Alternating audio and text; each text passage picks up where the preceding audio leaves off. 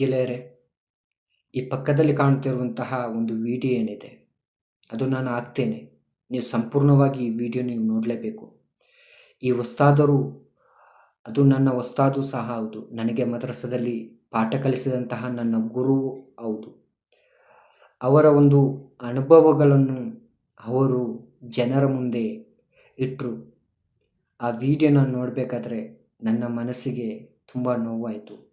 ಆ ವಿಡಿಯೋ ನಿಮ್ಮ ಹತ್ರ ಶೇರ್ ಮಾಡಬೇಕು ಅಂತ ಒಂದು ಆಶೆಯಿಂದ ಆ ವಿಡಿಯೋನು ನಿಮಗೆ ಶೇರ್ ಮಾಡ್ತೇನೆ. ಅದರಲ್ಲಿ ಅವರ ಅನುಭವಗಳನ್ನು ಹೇಳ್ತಾರೆ. ಒಬ್ಬ ವ್ಯಕ್ತಿ ಬರ್ತಾರೆ, ಬಂದ್ಕೊಂಡು ಅವರಿಗೆ ಪರಿಚಯ ಇರುವಂತಹ ವ್ಯಕ್ತಿ ಬಂದ್ಕೊಂಡು ಹೇಳ್ತಾರೆ ಅವರ ಹತ್ರ, ನನಗೆ ಇಷ್ಟು ಲಕ್ಷ ಸಾಲ ಇದೆ. ಆವಾಗ ಈ ಉಸ್ತಾದು ಅಥವಾ ನನ್ನ ಈ ಉಸ್ತಾದರು ಅವರನ್ನು ಸಮಾಧಾನ ಮಾಡಿಸಿ ಕಲಿಸ್ತಾರೆ. ಅವರ ಸ್ಟೋರಿ ಅಥವಾ ಅವರ ಅನುಭವಗಳನ್ನು ಅವರು ಹೇಳ್ತಾರೆ. ನೀವು ಸಂಪೂರ್ಣವಾಗಿ ಕೇಳಿ. ರಹಮತುಲ್ಲಾಹಿ ವಬರಕಾತು. ಆತ್ಮೀಯರೇ, ಕಳೆದ 4-5 ದಿನಗಳ ಮುಂಚೆಯೂ ಕೂಡ ಮುಸ್ಲಿಂ ವ್ಯಕ್ತಿಯೊಬ್ಬ ಆತ್ಮಹತ್ಯೆ ಮಾಡಿಕೊಂಡಂತಹ ವರದಿಯನ್ನು ಓದಿದೆ. ಬಹಳಷ್ಟು ದುಃಖ ಅನಿಸ್ತಾ ಇದೆ. ದಿನದಿಂದ ದಿನಕ್ಕೆ ಅದರ ಸಂಖ್ಯೆ ಜಾಸ್ತಿ ಆಗ್ತಾ ಇದೆ ಕೂಡ. ಕಳೆದ ವಾರ ನಾನು ಅರಳ ಗ್ರಾಮದ ಕಲ್ಲಗುಡ್ಡೆಯಲ್ಲಿ ಮರಣ ಹೊಂದಿದಂತಹ ಒಬ್ಬ ವ್ಯಕ್ತಿಯ ಮನೆಗೆ ಹೋಗಿದ್ದೆ. ಆ ವ್ಯಕ್ತಿ ಸಂಘಟನೆಯಲ್ಲೆಲ್ಲ ತೊಡಗಿಸಿಕೊಂಡಿದ್ದಂತಹ ವ್ಯಕ್ತಿಯಾಗಿದ್ರು. 2 ವರ್ಷಗಳ ಮುಂಚೆ ಏನೋ ನನಗೆ ಕರೆ ಮಾಡಿ ನನಗೆ 70 ಲಕ್ಷದಷ್ಟು ಸಾಲ ಇದೆ ಉಸ್ತಾದ್ ಅಂತ ಹೇಳಿ ಕೇಳಿಕೊಂಡ್ರು. ದುವಾ ಮಾಡ್ಲಿಕ್ಕೆ ಹೇಳಿದ್ರು. ನನಗೆ ಒಂದು ಮಾತು ಹೇಳಿದ. ಒಂದು 30-34 ವರ್ಷ ವಯಸ್ಸಿನ ಯುವಕ, ಸಾಮಾನ್ಯ ವ್ಯಕ್ತಿ, ನನಗೊಂದು ಮಾತು ಹೇಳಿದ್ದ, ನನ್ನನ್ನು ಅಲ್ಲಾಹನು ಕೈ ಬಿಡಲ್ಲ ಅಂತೇಳಿ. ಆಗ್ಲಿ ಅಂತೇಳಿ ನಾನು ಕೂಡ ಅವನಿಗೆ ಸಮಾಧಾನ ಹೇಳಿದೆ. ಹಾಗೆ ಅವನು ತನ್ನ ಸಾಲವನ್ನು ತೀರಿಸಲಿಕ್ಕೆ ಒಂದು ದೃಢ ನಿಶ್ಚಯವನ್ನು ತೆಗೆದುಕೊಂಡ. ಬೆಂಗಳೂರಿಗೆ ಹೋದ. ಒಂದು ಯೂಬರ್ ಗಾಡಿಯಲ್ಲಿ ದುಡಿಲಿಕ್ಕೆ ಆರಂಭಿಸಿದ. ಎಷ್ಟು ಕಠಿಣ ಪರಿಶ್ರಮ ಪಟ್ಟ ಅಂತ ಹೇಳಿದ್ರೆ, ಅವನಿಗೆ ವಾರದಲ್ಲಿ 14-15 ಸಾವಿರ ಹೊಂದಿಸಲೇಬೇಕು ಅವನಿಗೆ ಕಟ್ಟಕ್ಕಿದೆ. ಹಾಗೆ ರಾತ್ರಿ ಆಗಲೇ 14-15 ಸಾವಿರ ದುಡಿಬೇಕಾದ್ರೆ ದಿನದಲ್ಲೊಂದು 400-500 ಕಿಲೋಮೀಟರ್ ಅವನು ಗಾಡಿ ಓಡಿಸಲೇಬೇಕು.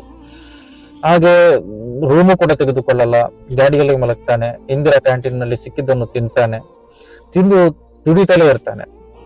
ಅದರ ಅಡಿಯಲ್ಲಿ ಸಾಲದ ಭಾರ ತಾಳಲಾರದೆ ಒಬ್ಬ ವೈದ್ಯರನ್ನು ಹೋಗಿ ಕಂಡು ತನ್ನ ಕಿಡ್ನಿಗೆ ಬೆಲೆ ಕಟ್ತಾನೆ.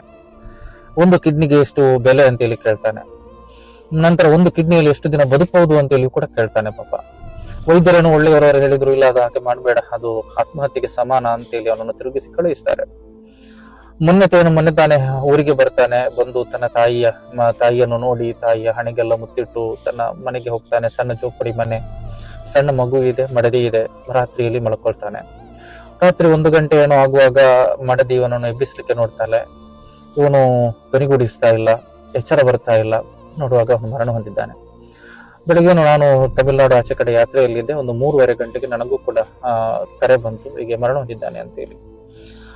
ಹಾಗೆ ಅವನು ಅವತ್ತು ರಾತ್ರಿ ನೀವು ಆಲೋಚಿಸಬೇಕು, ಸಣ್ಣ ಕಾರಣಗಳಿಗೆ ಬೇಕಾಗಿ ನಾವು ಕೆಲವರು ಜೀವ ತೆಗೆದುಕೊಳ್ಳುವಾಗ ಇನ್ನೊಂದು ಆಲೋಚಿಸಬೇಕಾದಂತಹ ಒಂದು ದೊಡ್ಡ ಉದಾಹರಣೆ ಇದು.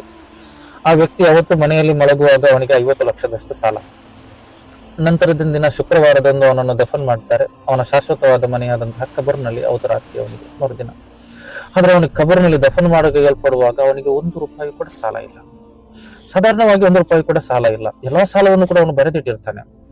10 ಲಕ್ಷ ಇವನು ಕೊಡಬೇಕಾದಂತಹ ಒಬ್ಬ ವ್ಯಕ್ತಿ ಮೈಯತ್ತು ನೋಡಿಕೊಂಡು ಹೇಳ್ತಾರೆ, ಅವನು ನನಗೆ ಕೊಡಬೇಕಾದಂತಹ ಹಣವನ್ನು ನಾನು ಮಾಫ್ ಮಾಡಿದ್ದೇನೆ ಅಂತೇಳಿ. ಮಾತ್ರ ಅಲ್ಲ, ಮರಣಾನಂತರದ 3ನೇ ದಿನದ ದುವಾದ ಖರ್ಚನ್ನು ನಾನು ನೋಡ್ತೇನೆ ಅಂತ ಹೇಳಿದ್ದು. 3-4 ಲಕ್ಷ ಏನು ಸಾಲ ಇದ್ದಂತಹ ವ್ಯಕ್ತಿ ಬಂದುಕೊಂಡು ನಾನು ಮಾಫ್ ಮಾಡಿದ್ದೇನೆ ಅಂತ ಹೇಳಿ ಮಾತ್ರ ಅಲ್ಲ, ಅವನು ಮಸೀದಿಗೆ ಕೊಡಬೇಕಾದಂತಹ 3.5 ಲಕ್ಷ ರೂಪಾಯಿಯನ್ನು ಮಸೀದಿಗೆ ಕ್ಯಾಶ್ ಆಗಿ ಕೊಟ್ಟುಕೊಂಡು ಅವನು ಹೋಗ್ತಾನೆ. ಹೀಗೆ ಒಬ್ಬೊಬ್ರು ದೊಡ್ಡ ಇರುವವರೇನಲ್ಲ, ಕಷ್ಟದಲ್ಲಿ ಇರುವವರೇ ಬರ್ತಾರೆ. ಬಂದು ಒಬ್ಬೊಬ್ರು ಕೂಡ ಅಲ್ಲಿ ಅವನಿಗೆ ಮಾಫ್ ಮಾಡಿ ಆ ಮನೆಯನ್ನ ಮರಳ್ತಾರೆ. ಒಂದು ಆಲೋಚಿಸಬೇಕಾದದ್ದು, ಇನ್ನಲ್ಲಾಹ ಲಾ ಯುದಿಯು ಅಜ್ರಲ್ ಮುಹ್ಸಿನ್, ಇಖ್ಲಾಸ್ನೊಂದಿಗೆ ಅವರ ಶ್ರಮವನ್ನು ಅಲ್ಲಾಹನು ಯಾವತ್ತಿಗೂ ಕೂಡ ನಿಷ್ಫಲಗೊಳಿಸುವುದಿಲ್ಲ ಅಂತೇಳಿ. ಒಮ್ಮೆ ಯತವಕ್ಕಲ್ ಅಲಲ್ಲಾಹಿ ವಹುವ ಹಸ್ಬು, ತಲಾಖ್ ಸೂರತ್ನ 3ನೇ ಸೂಕ್ತ. ಅಲ್ಲಾಹನ ಮೇಲೆ ನೀವು ಭರವಸೆ ಇಟ್ಟರೆ ಅವನು ನಿಮಗೆ ಸಾಕು ಅಂತೇಳಿ. ಅಂಬ್ರಿ, ಅವನ ಕೆಲಸವನ್ನು ಅವನು ಪೂರ್ತೀಕರಿಸ್ತಾನೆ ಅಂತೇಳಿ. ಅದರಿಂದ ಅಲ್ಲಾಹನ ಮೇಲೆ ಭರವಸೆ ಇಟ್ಟುಕೊಂಡು ಬದುಕಬೇಕಾದವರು ನಾವು. ಅಲ್ಲಾಹನು ಇವತ್ತೆಲ್ಲ ನಾಳೆ ನಮ್ಮ ಬದುಕಿನಲ್ಲಿ ಬೆಳಕು ಬಂದೇ ಬರ್ತದೆ. ತಕ್ಷಣ ಉಂಟಾಗುವಂತಹ ಭಾವೋದ್ವೇಗಕ್ಕೋ ಅಥವಾ ಸಮಸ್ಯೆ ಒತ್ತಡಕ್ಕೋ ಸಿಲುಕಿಕೊಂಡು ತಮ್ಮ ಜೀವವನ್ನು ಆತ್ಮಹತ್ಯೆ ಮಾಡಿಕೊಳ್ಳುವುದು ಇಸ್ಲಾಂನಲ್ಲಿ ದೊಡ್ಡ ಪಾಪವಾಗಿದೆ. ದುನಿಯಾ ಹೇಗೂ ಇಲ್ಲ, ಆಖರವೂ ಇಲ್ಲ ಎನ್ನುವಂತಹ ಪರಿಸ್ಥಿತಿಗೆ ನಮ್ದೇನೋ ಸಣ್ಣ ಬದುಕು, ಇವತ್ತೋ ನಾಳೆಯೋ ನಮ್ದು ಯಾರಿಗೂ ಕೂಡ ನಿಶ್ಚಯ ಇಲ್ಲ. ಇಂತಹ ಬದುಕನ್ನು ಕೊನೆಗೊಳಿಸಿಕೊಂಡು ನಾವೇ ಬದುಕನ್ನು ಕೊನೆಗೊಳಿಸಿಕೊಂಡು ಶಾಶ್ವತವಾದಂತಹ ಪಾರತ್ರಿಕ ಬದುಕು ಕೂಡ ಇಲ್ಲದ ರೀತಿಯಲ್ಲಿ, ಅಲ್ಲಾಹನಲ್ಲಿ ಭರವಸೆ ಇಲ್ಲದ ರೀತಿಯಲ್ಲಿ ನಾವು ನಮ್ಮ ಜೀವನವನ್ನು ಯಾವುದಕ್ಕೂ ಕೂಡ ಆ ರೀತಿಯಲ್ಲಿ ಮಾಡಬಾರದು. ಆ ರೀತಿ ಅಲ್ಲಾಹನೊಂದಿಗೆ ಕ್ಷಮಾಶೀಲರಾಗಿ ಸಹನೆ ವಹಿಸಿಕೊಂಡು ಅಲ್ಲಾಹನೊಂದಿಗೆ ಭರವಸೆ ಇಟ್ಟುಕೊಂಡು ಬದುಕಬೇಕಾದವರು ಅಲ್ಲಾಹ ನಮ್ಮ ಆಕಿಬತ್ತು ಒಳ್ಳೆಯದಾಗಿಸಿಕೊಳ್ಳಿ, ನಮ್ಮ ಕಷ್ಟಗಳನ್ನೆಲ್ಲವನ್ನು ಕೂಡ ಅಲ್ಲಾಹನು ನೀಗಿಸಿಕೊಳ್ಳಿ ಅಂತ ಪ್ರಾರ್ಥಿಸ್ತಾ, ಇದೇನೋ ಈ ಸಂದರ್ಭದಲ್ಲಿ ಒಂದಿಷ್ಟು ಮಂದಿಯೊಂದಿಗೆ ಹಂಚಿಕೊಳ್ಬೇಕು ಅಂತೇಳಿ ನನಗೆ ಅನಿಸ್ತು. ಏನೋ ಅಲ್ಲಾಹನ ಮೇಲೆ ಇಟ್ಟಂತಹ ವ್ಯಕ್ತಿ ಇಟ್ಟಂತಹ ಭರವಸೆಗೆ ಅಲ್ಲಾಹನು ಕೊಟ್ಟಂತಹ ಪ್ರತಿಫಲವನ್ನು ಒಂದಿಷ್ಟು ಮಂದಿಯೊಂದಿಗೆ ಹಂಚಬೇಕು ಅಂತೇಳಿ ಅನಿಸ್ತು, ಅದನ್ನು ಹಂಚಿಕೊಂಡೆ.